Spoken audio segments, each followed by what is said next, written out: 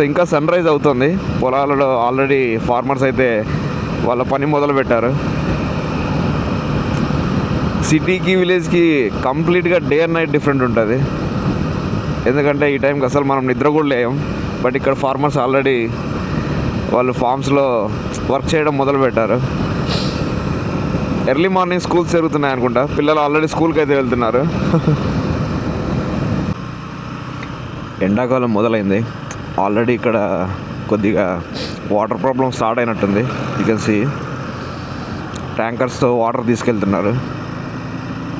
నిజానికి చెప్పాలంటే రైతులు పడే కష్టం చాలా అండర్ రేటెడ్ అన్నమాట. నేను చూశాను చాలా దగ్గర నుండి. Everything comes from the villages. Vegetables, rice, fruits, flowers, everything. వర్షాలు పడకపోయినా కూడా వాళ్ళు ట్యాంకర్స్ వాటర్ తీసుకెళ్ళి మరీ పొలాలను పండిస్తారు. Without them we don't get food on the table. మీరు ఎప్పుడు ప్రేయర్ చేసినా కూడా మీ ప్రేయర్స్లో వాళ్ళని అయితే ఉంచుకోండి. ఎందుకంటే our well being depends on their well being. Once the farmer walks away, hunger walks in into our homes. ఎప్పుడైతే రైతు పొలం నుండి పక్కకి వెళ్ళిపోతాడో మన ఇంటికి ఆకలి అన్నది చేరువవుతుందంట.